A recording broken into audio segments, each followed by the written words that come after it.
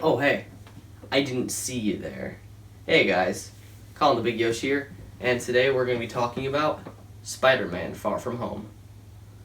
So, I actually went to see this movie on July 3rd. That's the day I'm recording this, but obviously I'm not going to upload it for a while because it might get me a good amount of clicks, but at the same time, gotta do all these movies in order. So this is gonna be the last one I'm doing for now. So I was actually very excited for this movie because it was the sequel. It's the sequel to one of my favorite MCU movies, and since the MCU is my favorite movie franchise of all time, it's one of my favorite movies in general. So the premise of this movie is that Peter goes on a vacation to Europe with all of his friends from school, and at first I thought it would be kind of weird. Like, seeing people on YouTube talk about this, I thought it would be kind of weird having all of the friends back to normal just after Endgame. They're all the same age now.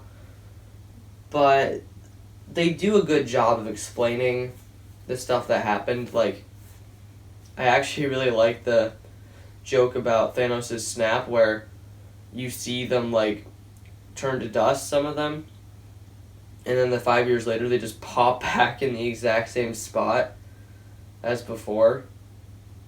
It was pretty funny. If you really think about it, though, there's so many people in the universe that it makes sense that, like, this one class would all get dusted. They even have this joke about this other guy who everybody's attracted to him. He's just like 5 years older than all of them. Also, guys, this video is unscripted. You're probably going to be able to tell. The other ones were kind of scripted. I had notes, but this one I don't have any notes because I just went to see the movie and I can't write down any notes in the theater because it's way too dark. So I think that my favorite thing about this movie is I like that it's just more Spider-Man. We get to see way more of this world, and I like that. I like seeing all of the people again. I like seeing Peter again. Tom Holland is always a plus. I like seeing Ned, and I like how they even kind of expand on more characters. Like MJ obviously gets expanded on. Betty gets expanded upon. Even Flash a little bit.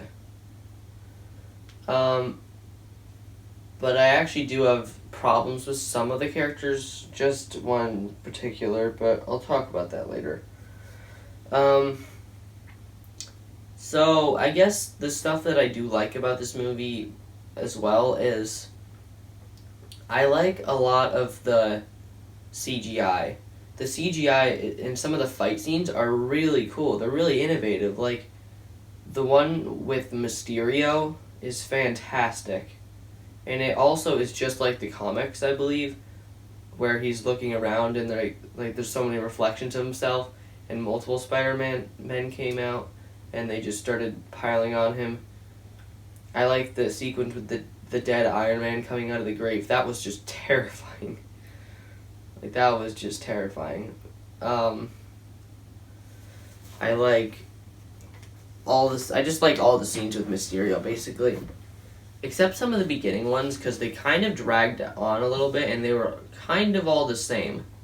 Like, the one where he's fighting the water monster, and the one where he's fighting the fire monster, they're like the same thing. It's just him shooting blasts for like 2 minutes straight. But the Spider-Man action is good. They do some really cool camera angles in this movie that I actually wasn't expecting. They were really cool angles, guys. I don't even know. I guess something else that I like is that this is a more character-driven story. It seems like they expand a lot more on Peter.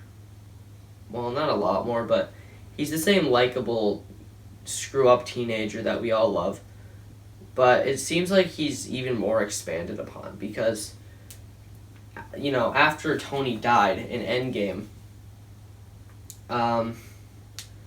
he doesn't know what to do anymore. He doesn't have a father figure, and Happy is perfect in that role. And they expand a lot on Happy. It's just weird that he's actually pretty important in this movie. He barely ever gets any screen time in the Iron Man movies, so I love that in this movie he actually is pretty important. He's like Peter's father now. And it also goes for some nice awkward humor with Aunt May. Now that Aunt May knows that he's Spider-Man, it leads to some pretty good humor. We don't get to see a ton of Marissa Tomei, though, unfortunately. We do get that Peter Tingle joke, and it's pretty funny.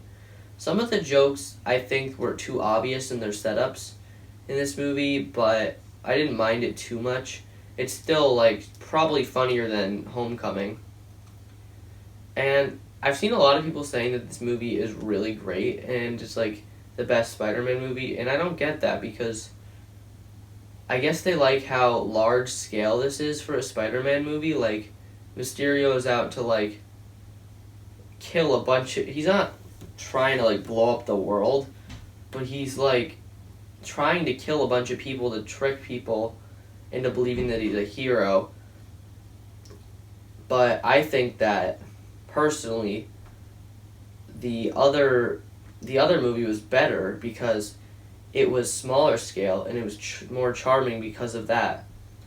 Like, especially the villain. I think that the villain in Homecoming is leagues better than Far From Home's. Vulture is a fantastic villain because he just breaks the law because he wants to protect his family and he wants to make sure that they can keep living right. But Mysterio is just like, he's like, yeah, I want to trick everybody into thinking that I'm a hero. I'm mad that Tony named my creation Barf. That's stupid. But I don't think he's a terrible villain. At least he has motivations. I just didn't care about them that much because it's like he's mad at Tony Stark because he named his thing Barf, which again is stupid. His whole team is basically made up of people that are mad at Tony Stark. Like, even the guy from the first Iron Man gets in on the action, which is actually kind of a neat reference. I liked the part with all the flashbacks where they were mad at Tony. That was actually pretty cool.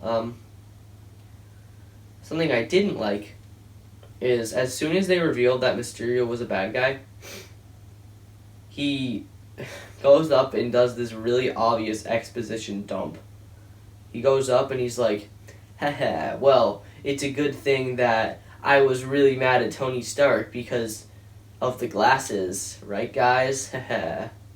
And it was so obvious and it was dumb. I was watching that scene, I was like, this is stupid. Like, you could have told us this any other way. But no, you have to literally stand up on a bar and be like, haha, Obadiah Stane yelled at me because I wasn't good enough like Tony Stark. And now I'm really mad at him. It was not a good way to tell exposition. It's kind of like what they did in Thor, but I don't know. I think that it could have been done better, that's my point. But otherwise, Mysterio's a pretty good villain. He's not as bad as Malekith, but he's definitely not as good as Thanos or Vulture or any of those guys. He's probably not even in like the top 10. He's just in the middle. I guess I liked the idea of Mysterio. I think it would have been cooler if he used actual magic instead of just like special effects to trick everybody. Like, I'm pretty sure in the comics it was magic, but I could be wrong about that. And once again, the sequence where Mysterio's tricking him over and over again, that's a fantastic sequence. So I don't mind him too much. I just prefer Vulture. Something that I guess was kind of weird, they had like some weird things about how old Peter was. It was kind of random. Like, at one point he asked him to go like take a drink, and then at one point this lady asked Peter to take off his clothes, and immediately I was like, what? Jesus. When it was really funny. But I mean, that was just really awkward. And I really don't mind about all the screw-ups that Peter makes in this movie, because he makes a ton of mistakes in Homecoming too. It's part of his character. He's a teenager. It makes sense that he would do all these screw-ups. He's not a perfect superhero yet. And also, I like that Homecoming was small scale, but I can also understand why this one was so much larger scale, because they need someone to take over for Iron Man. Someone needs to be the new Iron Man. And he's not ever going to be as good as Iron Man, but he can at least try his best, and that's what's really admirable about Peter. I also liked both of the post-credit scenes in this movie. They were some of the best I've ever seen. I really liked the ones in Ant-Man and the Wasp, but these two were some of the best that I've ever seen. They have left me super excited for Phase 4. I think that they're really going to get weird with Phase 4. I love how Mysterio, like, tricked the whole entire world into saying, like, Spider-Man attacked me, Spider-Man's a bad guy, and also, I know who he is, it's Peter Parker. That just blew my mind. And I wonder if they're gonna, like, I wonder if in, like, Spider-Man 3, Spider-Man Homeboy, maybe they're gonna start off right from that moment where he's just sitting on that lamppost and everybody starts to get mad at him. That would be a cool beginning. I just think that they're really gonna get weird with this Phase 4, and no one's gonna call them Samey anymore. And then the second post-credit scene was cool. I think it was really just a joke, but at the same time it could be hinting at something more, like the Skrull invasion, showing that Nick Fury and Hill were not them all along. It was actually Talos and his wife. So that's pretty cool. So yeah, I think that this movie was not as good as Homecoming, but it still has charm to it. It's still likable, and I'd say it's just somewhere in the middle of the MCU movies. Like, yeah, somewhere in the middle. It's not, like, really bad, but it's not, like, really good either. I think that it's just the villain, for the most part, that I don't like. So, I think I would give this movie a 4 out of 5. I think it's just, good. So, yeah, if you guys enjoyed this review, then maybe leave a like and subscribe.